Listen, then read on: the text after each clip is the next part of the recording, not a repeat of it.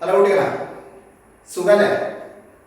പെരുന്നാളൊക്കെ ആഘോഷിച്ച് സന്തോഷമായിട്ടിരിക്കുകയല്ലേ വീട്ടിലെ? ഓക്കെ, അങ്ങനെയാണെങ്കിൽ നമുക്ക് നമ്മുടെ ആക്ടിവിറ്റീസിലേക്ക് തിരിച്ചു വരാം അല്ലേ? കുറച്ച് പഠിക്കണ്ടേ? കണക്ക് പഠിക്കണ്ടേ? നല്ല രസമുള്ള കണക്കുകൾ പഠിക്കണ്ടേ അല്ലേ? 8ാം ക്ലാസ്സിൽ നമ്മളിപ്പോൾ എന്താ പഠിച്ചുകൊണ്ടിരിക്കുന്നത്? സമവാക്യം അഥവാ ഇക്വേഷൻസ് അല്ലേ? എന്താണ് ഇക്വേഷൻസ്? നമ്മൾ പറഞ്ഞു കഴിഞ്ഞ ക്ലാസ്സുകളിലും കഴിഞ്ഞ വീഡിയോയിലൊക്കെ വിശദീകരിച്ചു അല്ലെ? റിലേഷനാണ്, സംഖ്യകൾ തമ്മിലുള്ള റിലേഷൻ ആവാം അല്ലെ, മറ്റെന്തെങ്കിലും ഭൗതികമായിട്ടുള്ള വസ്തുക്കൾ തമ്മിലുള്ള റിലേഷൻ ആവാം ഒക്കെ ആവാം. അതിനൊക്കെ നമുക്ക് ഇക്വേഷൻസിന്റെ രൂപത്തിൽ സൂചിപ്പിക്കാം. അത്രയേ ഉള്ളൂ.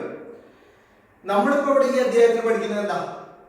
ചെറിയ ചെറിയ വേർഡ് പ്രോബ്ലംസ്, ചെറിയ ചെറിയ സംഖ്യാ കണക്കുകൾ എങ്ങനെ നമുക്ക് റിവേഴ്സ് പ്രോസസ്സിലൂടെ, വിപരീത ക്രിയയിലൂടെ ഉത്തരം കണ്ടുപിടിക്കാം എന്നുള്ളത്. ഇപ്പൊ കഴിഞ്ഞ വീഡിയോയിൽ നമ്മൾ വളരെ ചെറിയ ചെറിയ ചില ചോദ്യങ്ങളെല്ലാം പരിചയിച്ചു. നമ്മുടെ ഭാഷ പറഞ്ഞല്ലോ, വിപരീത ക്രിയ എന്നോട് ഉദ്ദേശിക്കുന്നത് വേറെ ഒന്നുമല്ല, നമ്മൾ ചെയ്ത ക്രിയയുടെ വിപരീതം ചെയ്യുക. നമ്മുടെ ടെക്സ്റ്റ് ബുക്കിൽ അതിന്റെ ഒരു വിശദീകരണം നമ്മൾ കൊടുത്തിട്ടുണ്ട് സൈഡ് ബോക്സിൽ. ഭാഷ അത് കാണിച്ചാൽ അല്ലെ? ഇപ്പൊ വിപരീത ക്രിയ, കൂട്ടി എന്ന് പറഞ്ഞാൽ കുറയ്ക്കുക, കുറച്ചു എന്ന് പറഞ്ഞാൽ കൂട്ടുക, ഗുണിച്ചു എന്ന് പറഞ്ഞാൽ ഹരിക്കുക, ഹരിച്ചു എന്ന് പറഞ്ഞാൽ ഗുണിക്കുക, ഇങ്ങനെയുള്ള വിപരീതങ്ങളായ ക്രിയകൾ ചെയ്യുക, ഉത്തരത്തിലേക്ക് എത്തുക, മനസ്സിൽ തന്നെ ഉത്തരത്തിലേക്ക് എത്തുക അല്ലെ? വലിയ ക്രിയകളൊന്നും നോട്ട് ബുക്കിലൊന്നും എഴുതാതെ തന്നെ, ഇപ്പൊ വേണമെങ്കിൽ ചെറുതായിട്ടൊക്കെ എഴുതാം, കുഴപ്പമില്ല, അല്ലാതെ ഉത്തരത്തിലേക്ക് എത്തുന്ന മനക്കണക്കായിട്ട് ചെയ്യുന്ന രീതിയാണ് ഇപ്പൊ നമ്മൾ പ്രാക്ടീസ് ചെയ്തുകൊണ്ടിരിക്കുന്നത്. ഇപ്പൊ അത് മതി. ഓക്കെ, ഇപ്പൊ കഴിഞ്ഞ ക്ലാസ്സിൽ നമ്മൾ വളരെ സിമ്പിൾ ആയിട്ടുള്ള കുറെ പ്രോബ്ലംസ് കണ്ടിട്ടുണ്ട്. പക്ഷേ ഇപ്പൊ ഇവിടെ ഒരു ഉദാഹരണത്തിന്, ഒരു എക്സാമ്പിൾ ആയിട്ട് ഒരു പ്രോബ്ലം നിങ്ങളുടെ മുന്നിലേക്ക് വെച്ചിട്ടുണ്ട്. ഒരു വേർഡ് പ്രോബ്ലം നിങ്ങളുടെ മുന്നിലേക്ക് വെച്ചിട്ടുണ്ട്. എന്താണ്? ഒരു സംഖ്യയുള്ള 1/4 ഭാഗത്ത് നിന്ന് 1 കുറച്ചതാണ് 100. അങ്ങനെയാണെങ്കിൽ സംഖ്യ ഏതാണ്? ഒരു സംഖ്യയുടെ 1/4 ഭാഗത്ത് നിന്ന് 1 കുറച്ചതാണ് 100. ഓക്കെ, സംഖ്യ ഏത്? അതാണ് ചോദ്യം. ഇംഗ്ലീഷിൽ പറയുകയാണെങ്കിൽ when we subtract 1 from 1/4 of a number, ഒരു നമ്പറിന്റെ 1/4 നിന്ന് 1 കുറച്ചിട്ടുണ്ടെങ്കിൽ we get 100. What is the number? ഇപ്പൊ ഇങ്ങനെ ചോദ്യം വന്നു കഴിഞ്ഞാൽ കഴിഞ്ഞ ക്ലാസ്സിൽ മാഷ് പറഞ്ഞിട്ടുണ്ട് ഏറ്റവും അവസാനം നമ്മൾ ചെയ്ത ക്രിയ എന്താണെന്ന് നോക്കുക. ഇവിടെ ഏറ്റവും അവസാനം ചെയ്തിരിക്കുന്ന ക്രിയ എന്താണ്? ഒരു സംഖ്യയുടെ 1/4 ഭാഗം എടുത്തു, 1/4 എടുത്തു, അഥവാ 4 കൊണ്ട് ഹരിച്ചു. 1/4 എന്ന് പറഞ്ഞാൽ ഉദ്ദേശിക്കുന്നത് എന്താണോ? 4 കൊണ്ട് ഹരിച്ചു. അതിൽ നിന്ന് 1 കുറച്ചു. അപ്പൊ ഈ 1 കുറയ്ക്കുക എന്ന് പറയുന്നതാണ് ഏറ്റവും അവസാനം സംഭവിച്ചിരിക്കുന്ന ക്രിയ. എന്നിട്ട് നമുക്ക് എന്ത് കിട്ടി? 100 കിട്ടി. നമ്മൾ 1 കുറച്ചിട്ടില്ലായിരുന്നു എന്ന് വിചാരിക്കുക. 1 നമ്മൾ കുറച്ചിട്ടില്ലായിരുന്നെങ്കിൽ എന്താകുമായിരുന്നു നമ്മുടെ ഉത്തരം? 100ലൂടെ ആ 1 കുറച്ചിട്ടില്ല, അപ്പൊ 1 കുറയ്ക്കുക എന്നുള്ളതിന് പകരം അതിന്റെ വിപരീതം നമ്മൾ ചെയ്യും, കൂട്ടി. 100 + 1, അപ്പൊ എത്ര കിട്ടുക? 101. ഉത്തരായിട്ടില്ല. ഈ 101 എന്താണ്? 1/4 ഭാഗം ഏതോ ഒരു സംഖ്യയുടെ 1/4 ആണ്, അതായത് 4 കൊണ്ട് ഹരിച്ചതാണ് അല്ലെ? ഈ 101 എന്ന് പറയുന്നത് ഏതോ ഒരു സംഖ്യയെ 4 കൊണ്ട് ഹരിച്ചതാണ് അല്ലെ? നമ്മൾ ഹരിച്ചിട്ടില്ലായിരുന്നു എന്ന് വിചാരിക്കുക, ഹരിച്ചിട്ടില്ലായിരുന്നു, ഡിവൈഡ് ചെയ്തിട്ടില്ലായിരുന്നു എന്ന് കരുതുക. അങ്ങനെയാണെങ്കിലോ 101 ×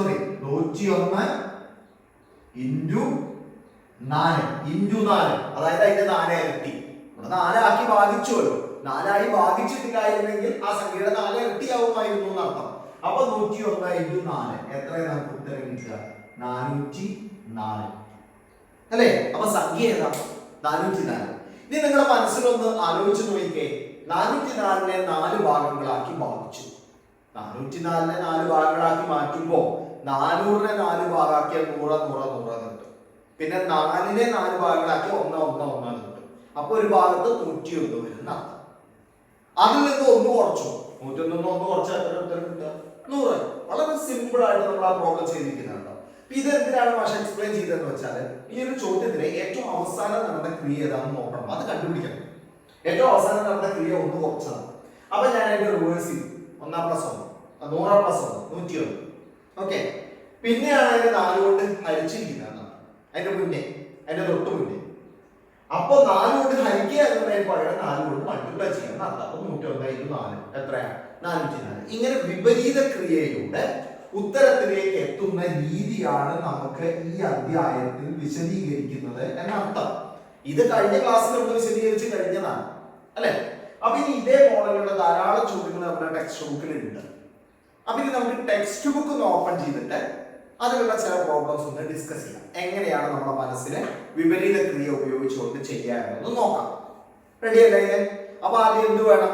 നിങ്ങളുടെ ടെക്സ്റ്റ് ബുക്ക് നിങ്ങളുടെ മുന്നിലേക്ക് വേണം. സോ കൊണ്ടുവന്നോള്, ടെക്സ്റ്റ് ബുക്ക് നിങ്ങളുടെ മുന്നിൽ കൊണ്ടുവന്ന് വെച്ചോള്. പിന്നെ എന്ത് വേണം? നോട്ട് ബുക്കും പേനയും വേണം. എഴുതണ്ടേ? ടെക്സ്റ്റ് ബുക്കിലുള്ള ചോദ്യങ്ങൾ നമ്മുടെ നോട്ട് ബുക്കിലേക്ക് നമ്മൾ എഴുതി ചെയ്യണം. ഇതേപോലെ വിപരീത ക്രിയ എഴുതി ചെയ്യണം. വേണ്ടേ? So take your text book and take your note book and pen. Okay, so ready ആവും. പ്രിയപ്പെട്ട കുട്ടികളെ, പക്ഷേ നേരത്തെ സൂചിപ്പിച്ച പോലെ നിങ്ങളുടെ ടെക്സ്റ്റ് ബുക്ക് എല്ലാം എടുത്തോളൂ അല്ലെ? നോട്ട് ബുക്കും കാര്യങ്ങളെല്ലാം എടുത്തോളൂ അല്ലെ? ശരി, അതൊന്ന് ഓപ്പൺ ചെയ്തേ. നമുക്ക് ടെക്സ്റ്റ് ബുക്കിലുള്ള മഷിപ്പോ മലയാളം മീഡിയമാണ് എടുത്തിരിക്കുന്നത്. കുഴപ്പമില്ല, നിങ്ങളുടെ അടുത്തുള്ള മീഡിയം ഏതായാലും അത് നിങ്ങളുടെ കയ്യിൽ എടുക്കാവുന്നതേ ഉള്ളൂ. നമുക്ക് സെക്കൻഡ് ചാപ്റ്റർ അല്ലേ? ഏതാ? സമവാക്യങ്ങൾ. 33ാമത്തെ പേജ് മുതൽക്ക് 44ാമത്തെ പേജ് വരെ മാഷയിലുള്ള കേട്ടോ. നിങ്ങളുടെ ചിലപ്പോൾ പേജ് വ്യത്യാസം ഉണ്ടോ പുതിയ പുസ്തകത്തിൽ എന്നുള്ളത് എനിക്ക് അറിയില്ല. എന്തായാലും നമുക്ക് ആ 33ാമത്തെ പേജിലേക്ക് ഒന്ന് വേഗം പോകാം. ഓക്കെ, 33ാമത്തെ പേജിലേക്ക് ഒന്ന് വേഗം. ശരി, അപ്പൊ 1ാമത്തെ ചാപ്റ്റർ ഒക്കെ ഇങ്ങനെ കാണുന്നുണ്ടല്ലോ അല്ലെ നമ്മുടെ മുന്നില്? Okay, ready. 1ാമത്തെ ചാപ്റ്റർ ഒക്കെ ഒന്ന് ഓർത്തെടുക്കുക, നമ്മുടെ ത്രികോണങ്ങളെ ആയിട്ട് ബന്ധപ്പെട്ടുകൊണ്ട് അല്ലെ? ശരി,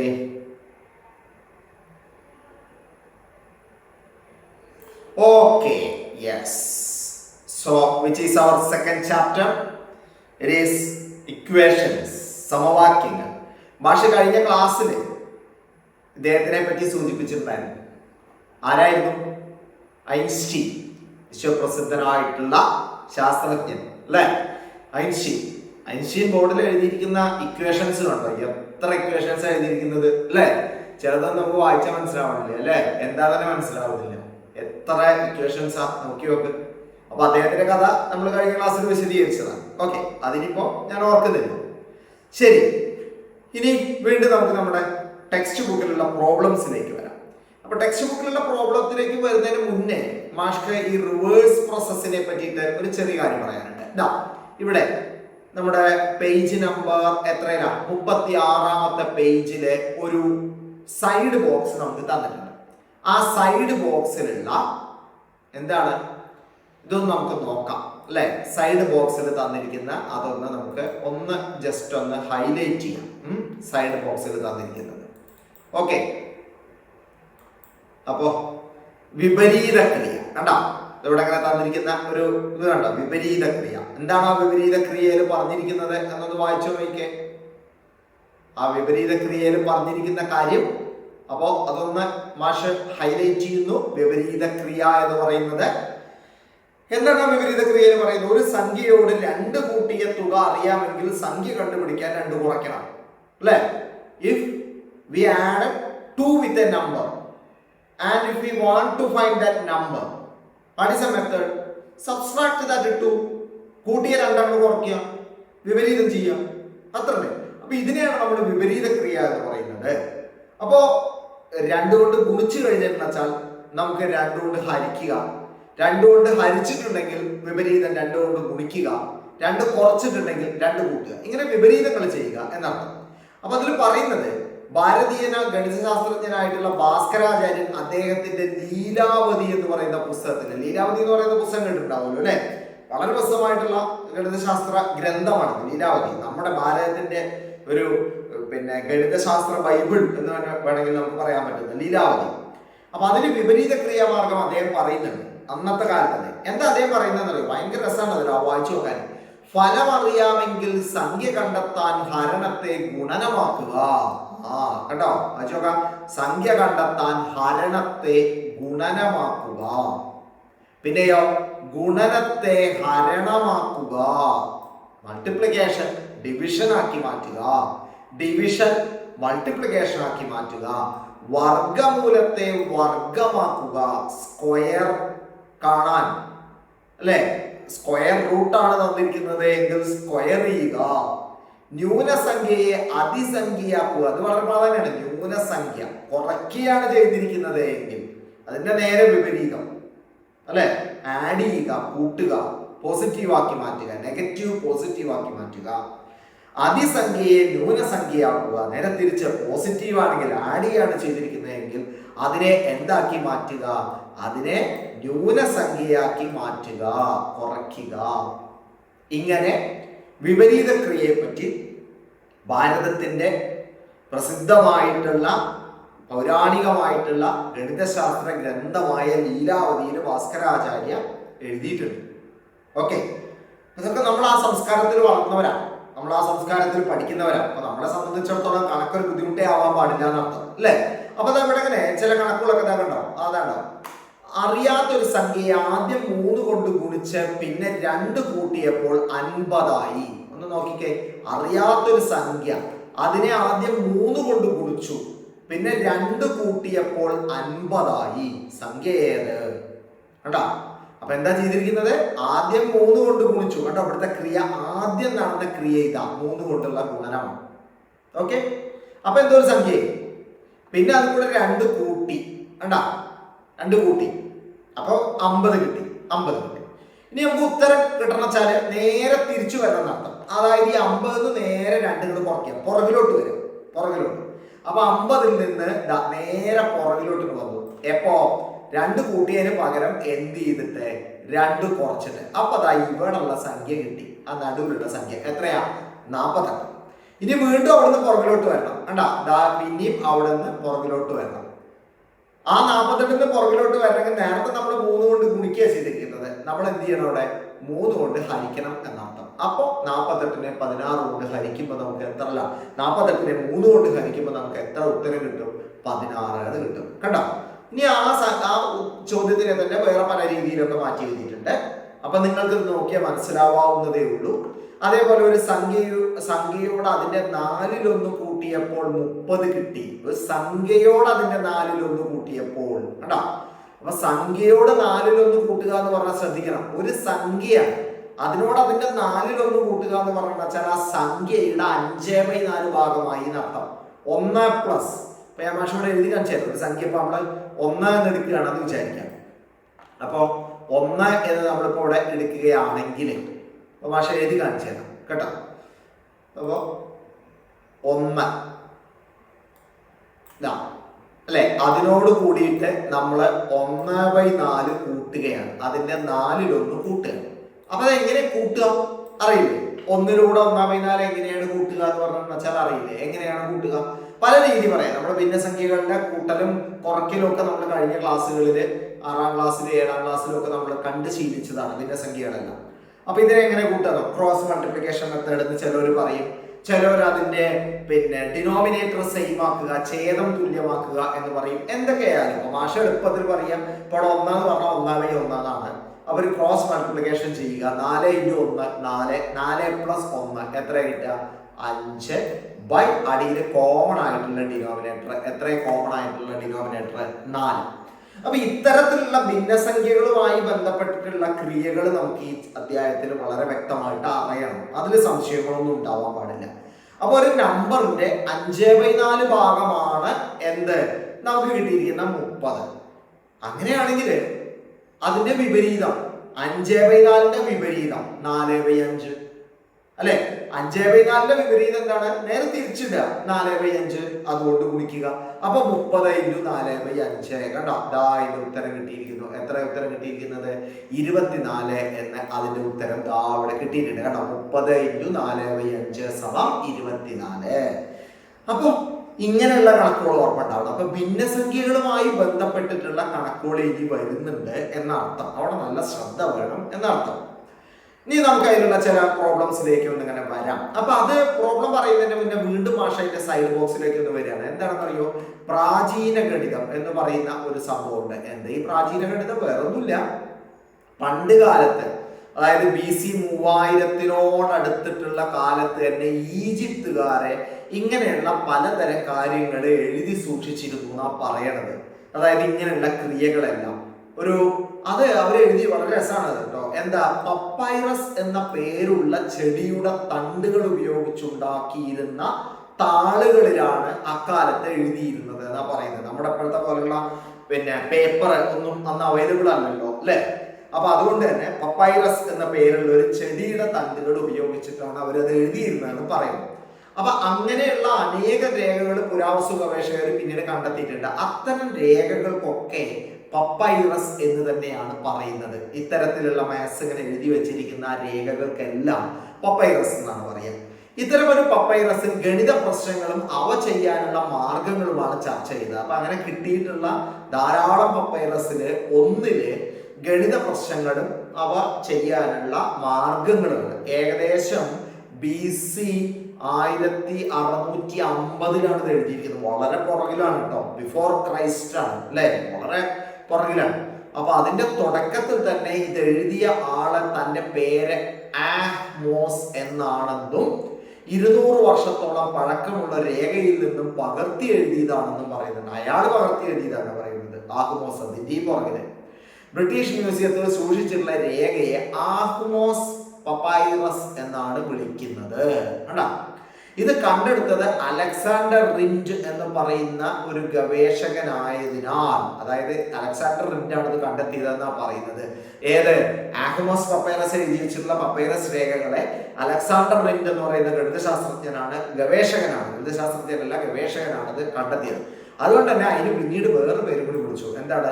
റിൻഡ് പപ്പൈറസ് എന്ന് പേര് വിളിച്ചു. നല്ല കാലം നിങ്ങളൊന്ന് കണ്ടുപിടിക്കാനാണ്, നിങ്ങൾ കണ്ടുപിടിച്ചതെന്ന് വെച്ചാൽ അത് നിങ്ങളുടെ പേരിലാവും അറിയപ്പെടുക അല്ലെ.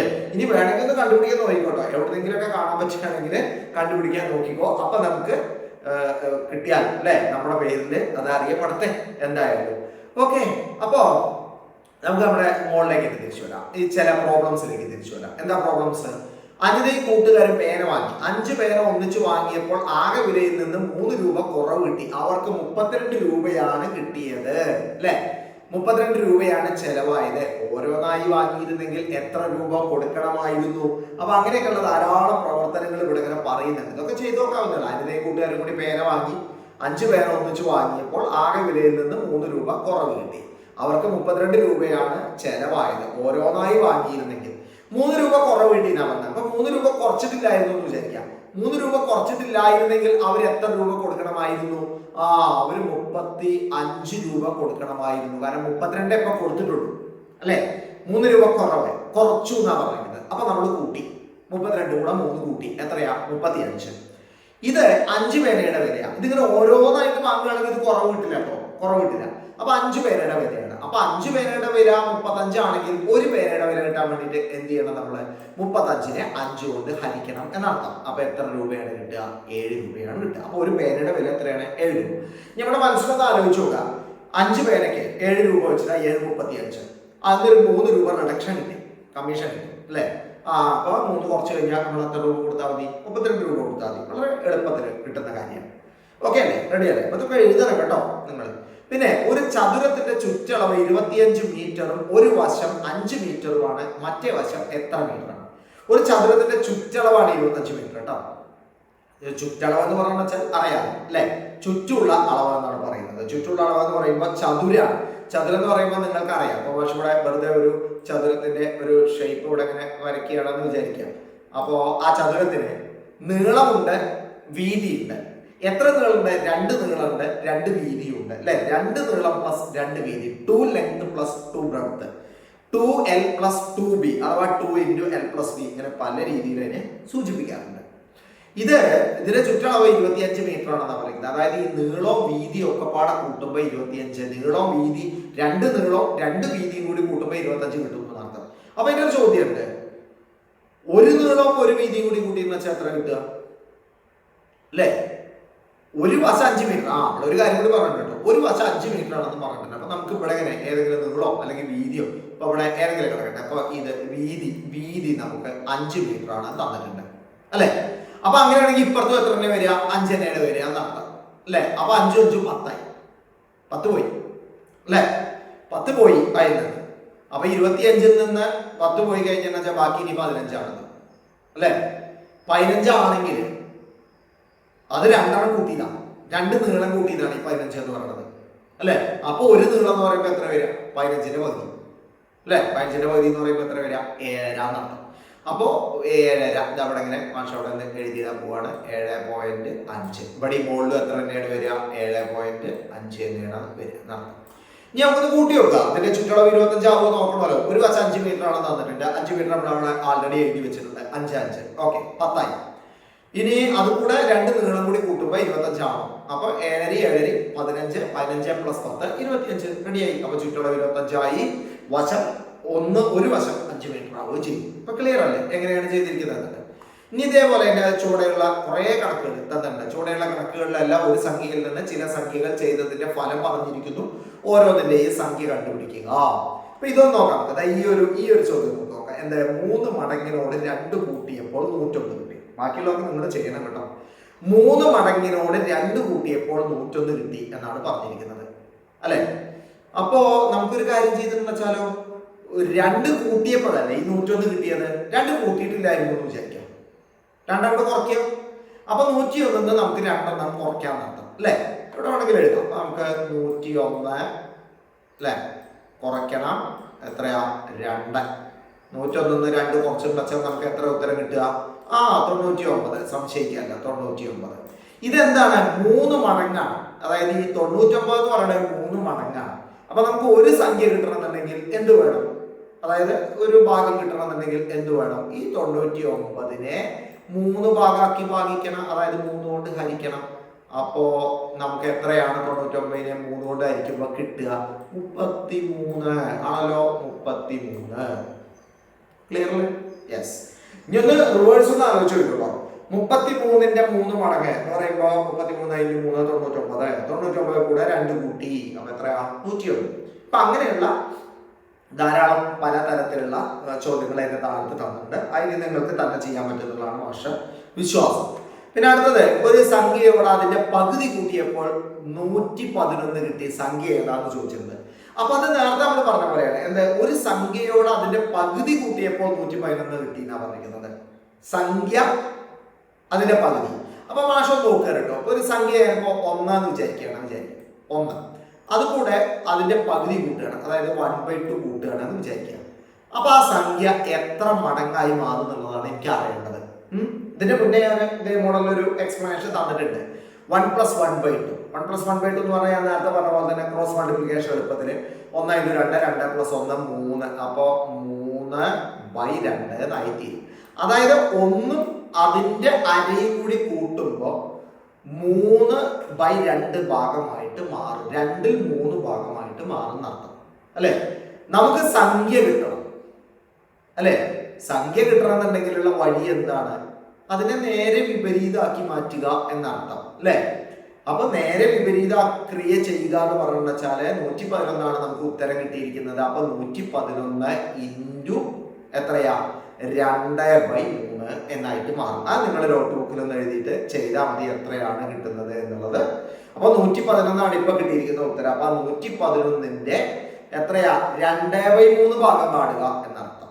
ഓക്കെ, 2/3 ഭാഗം കാണുക. അപ്പൊ 111 × 2/3 അത് നിങ്ങളൊന്ന് ചെയ്തു നോക്കുക എത്രയാണ് എന്നുള്ളത്. അതുപോലെ തന്നെ പഴയൊരു കണക്ക് പറയുന്നുണ്ട്. അത് ഭയങ്കര രസമുള്ള ഒരു കണക്കാണ് കേട്ടോ. പക്ഷി കണക്കാണ്. നല്ല രസമുള്ള ഒരു കണക്കാണ് ഈ പറയുന്നത് അല്ലെ? അപ്പൊ ഇനി വേണമെങ്കിൽ 111നെ 2/3 കൊണ്ട് ഗുണിക്കാൻ നിങ്ങൾക്ക് അറിയില്ല എന്നുണ്ടെങ്കിൽ മാഷ് കൂടെ കുറിച്ചൊക്കെ കാണിച്ചു തരാം കേട്ടോ. ഇനിയിപ്പോ അതിനൊരു സംശയമൊന്നും വരണ്ട, അത്ര നേരം പറഞ്ഞിട്ട് അല്ലെ? അപ്പൊ 111 × എത്രയാ പറഞ്ഞത് മാഷ്? 2/3 എന്നാണ് പറഞ്ഞിരിക്കുന്നത് അല്ലെ? 2/3. അപ്പോ നമുക്കൊന്ന് എങ്ങനെ വേണമെങ്കിൽ ചെയ്യാം. ഇപ്പൊ 111നെ 2 കൊണ്ട് ഗുണിച്ചിട്ട് അതിനെ 3 കൊണ്ട് ഹരിക്കാൻ വേണമെങ്കിൽ, അല്ലാന്നുണ്ടെങ്കിൽ നിങ്ങൾക്ക് പിന്നെ 111നെ 3 കൊണ്ട് ഹരിച്ചിട്ട് അതിനെ 2 കൊണ്ട് ഗുണിക്കാം. എങ്ങനെ വേണമെങ്കിൽ നിങ്ങൾക്ക് ചെയ്യാവുന്നേ ഉള്ളൂ. ഇപ്പൊ മാഷ് 111നെ 3 കൊണ്ട് ഹരിക്കുകയാണെങ്കിൽ 11ന് 3 പ്രാവശ്യം അല്ലെ? അപ്പോ 3 അവിടെ എഴുതാൻ പോകണം കേട്ടോ. ബാക്കി ശിഷ്ടം എത്ര വരുന്നുണ്ട്? 2 വരുന്നുണ്ട്. 21ന് 3 എത്ര പ്രാവശ്യം? 7 അല്ലെ? അപ്പൊ 37 × 2 എന്നാണ് വരിക. 37 × 2 എന്ന് പറയുമ്പോൾ ഉത്തരം എത്രയാണ് വരിക? 74 എന്നാണ് വരിക. കണ്ടോ? കൃത്യമായിട്ട് ഉത്തരം കിട്ടും നമുക്ക്. പ്രശ്നമൊന്നുമില്ല. അപ്പൊ ഈ തരത്തിലുള്ള കണക്കുകൾ അത് വളരെ ശ്രദ്ധയോട് കൂടിയിട്ട് വേണം ചെയ്യാൻ. സംഖ്യ അതിനോടുകൂടി അതിന്റെ 4-1 കൂട്ടി, 3-1 കൂട്ടി, 2-1 പകുതി കൂട്ടി എന്നൊക്കെ പറയുന്ന കണക്കുകൾ. വേറെ പഴയൊരു കണക്കാണ്. പക്ഷിക്കൂട്ടത്തിനോട് കുട്ടി ചോദിച്ചു, നിങ്ങൾ എത്ര പേർ? പക്ഷി പറഞ്ഞു. പക്ഷി പറയുമോ അതെനിക്കറിയില്ല. ഇനിയിപ്പോ പക്ഷി പറഞ്ഞു വെച്ചാൽ പറഞ്ഞോട്ടെ അല്ലേ. എന്താണ് പക്ഷി പറഞ്ഞിരിക്കുന്നത്? ഞങ്ങളും ഞങ്ങളോളവും ഞങ്ങളിൽ പകുതിയും അതിൽ പകുതിയും ഒന്നും ചേർന്നാൽ 100 എത്ര പക്ഷികൾ ഉണ്ടായിരുന്നു എന്നാണ് ചോദിച്ചിരിക്കുന്നത്. ഞങ്ങളും ഞങ്ങളോളവും അതിൻ്റെ പകുതിയും അതിൽ പകുതിയും ഒന്നും ചേർത്താൽ 100 എന്നാണ് പറഞ്ഞിരിക്കുന്നത്. നമുക്ക് റിവേഴ്സ് പ്രോസസ്സിലൂടെ തന്നെ വേണമെങ്കിൽ വരാം അല്ലെ. ഒന്ന് ചേർത്ത് 100 പറഞ്ഞിരിക്കുന്നത്. അപ്പോ ഒന്ന് ചേർന്നിട്ടില്ലായിരുന്നു എന്ന് വിചാരിക്കുക. 99 പേരാണ് വരിക എന്നർത്ഥം. 99 പക്ഷികളാണ് വരിക എന്നർത്ഥം. പിന്നെ അവിടെ അങ്ങോട്ട് ഇങ്ങനെ ചെയ്ത് ചെയ്ത് ചെയ്ത് നമുക്ക് പുറകിലോട്ട് വരാം. അപ്പൊ അത് കുറച്ചൊക്കെ ബുദ്ധിമുട്ട് തോന്നിയേക്കാം ചിലപ്പോൾ നിങ്ങൾക്ക്. ഇപ്പൊ വേണമെങ്കിൽ ഇതിന് വേറൊരു രീതിയിൽ ഇപ്പൊ ഞങ്ങളും ഞങ്ങളോളം ഇപ്പൊ മാഷോടെ ഇങ്ങനെ ഒരു ടൈപ്പ് ചെയ്ത് കാണിച്ചാൽ ഇപ്പൊ 1 അല്ലെ ഞങ്ങളോളം. അപ്പൊ അതുകൂടെ ഒന്നും കൂടി കൂട്ടി എന്നർത്ഥം. ഞങ്ങളും ഞങ്ങളോളം ഒന്നും കൂടി കൂട്ടി. ഞങ്ങളിൽ പകുതിയും, ഞങ്ങൾ പകുതി എന്ന് പറയുമ്പോ എത്രയാണ്? 1/2. അതിന്റെ പകുതി അല്ലെ 1/2 അര അതും. പിന്നെ അതിന്റെ പകുതിയും 1/2 പകുതി എന്ന് പറഞ്ഞാൽ എത്ര വരിക? 1/4 അല്ലെ 1/4. പിന്നെ ഒന്നും ചേർന്നാൽ ഇപ്പൊ ഒന്ന് ഞാൻ കൂട്ടറില്ല. ഒന്ന് നമ്മൾ എന്ത് ചെയ്തിട്ടുണ്ട്? കുറച്ച് വെച്ചിട്ടുണ്ട്. അപ്പൊ എത്ര നമുക്ക് കിട്ടിയിരിക്കുന്നത്? 99 അർത്ഥം. അതവിടെ നിൽക്കട്ടെ, മനസ്സിൽ വെക്കാം. ഇനി ഇതൊന്ന് ചെയ്യണം. ഇപ്പൊ ഇതൊന്ന് ചെയ്യണം വെച്ചാലുള്ള എളുപ്പ വഴി എന്ന് പറഞ്ഞാൽ നമുക്ക് 4 ഇതിന്റെ പൊതുവായ ഛേദമായിട്ട് എടുക്കാം. കുറെ എണ്ണൊക്കെ വരുമ്പോ അതല്ലേ നല്ലത്. 4 അതിന്റെ ഛേദമായിട്ട്. അപ്പൊ 4 × 1 ഇവിടെ 4 വരും അല്ലെ. 4 പ്ലസ് അടുത്തതും ഒരു 4 അല്ലെ. പ്ലസ് ഇനി അവിടെ എത്ര വരിക? 2 ഇപ്പോൾ ഓൾറെഡി ഉണ്ടല്ലോ. അപ്പൊ 4ലേക്ക് ഇനി 2 ഈ 2 4 അല്ലെ. ഒരു 2 കൂടി വേണം. പ്ലസ് അവിടെ ഒരു 1 കൂടി വേണം. ശരി, അപ്പൊ അതൊക്കെ റെഡി ആണല്ലോ. റെഡി. അപ്പൊ അങ്ങനെയാണെങ്കിൽ ഇതിന് എത്രയാണ് ആൻസർ വരും നമുക്ക് നോക്കാം. ഇപ്പോ 4 4 8 8 2 10 11 11. അപ്പൊ 11/4 എന്നർത്ഥം. ഈ 11/4 ഭാഗമാണ് എന്ത്? 99 എന്നർത്ഥം. 11/4 ഭാഗമാണ് 99. പക്ഷികളുടെ എണ്ണത്തിന്റെ 11/4 99. എവിടുന്ന 99 കിട്ടിയത്? ഒന്നും കൂടി ചേർന്ന് 100 പറയുന്നത്. ഒന്ന് കുറച്ചിട്ടുണ്ട് കേട്ടോ. അതായത് ഇവിടെ ഇങ്ങനെ നമ്മൾ 100ൽ നിന്ന് അവിടെ എഴുതി വെക്കാൻ പാടെങ്കിൽ എങ്ങനെയാണ് അത് കിട്ടിയത് എന്നുള്ളത് ഞാൻ ഇതിലൊന്നും സംശയങ്ങൾ വേണ്ട അല്ലെ.